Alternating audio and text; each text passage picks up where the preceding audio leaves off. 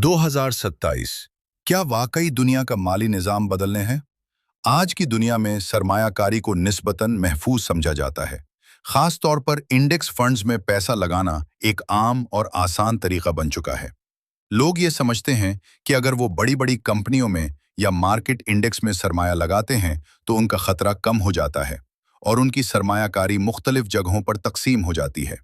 लेकिन हकीकत इससे कहीं ज्यादा पेचीदा है।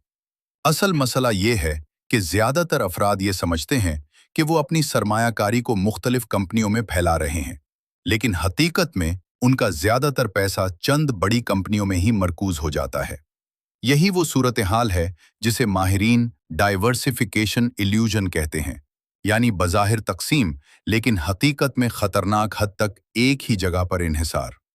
अगर हम आज के आलमी स्टॉक मार्केट को देखें तो हमें मालूम होता है कि चंद बड़ी कंपनियां पूरी मार्केट पर गैर मामूली असर रखती हैं।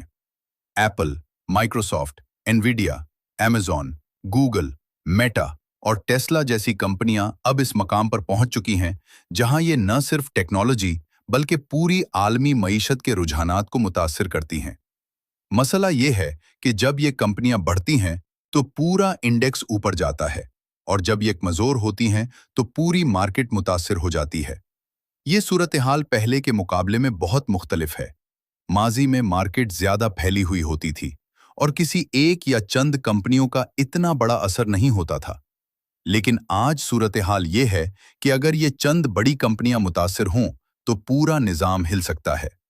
तारीख हमें बार बार यही सबक देती है कि जब भी सरमायाकारी में हद से ज्यादा एतमाद पैदा होता है तो खतरा बढ़ जाता है। 1720 में मिसिसिपी बबल, 1973 में निफ्टी 50 क्रैश और 1989 में जापान का फाइनेंशियल कोलैप्स हमें यही बताते हैं कि कोई भी निज़ाम हमेशा के लिए मुस्तहकम नहीं रहता। हर दौर में लोग यही समझते हैं कि इस बार सब कुछ मुख्तलिफ है, लेकिन आखिर में मार्केट अपने बुनियादी उसूलों की तरफ वापस आ जाती है।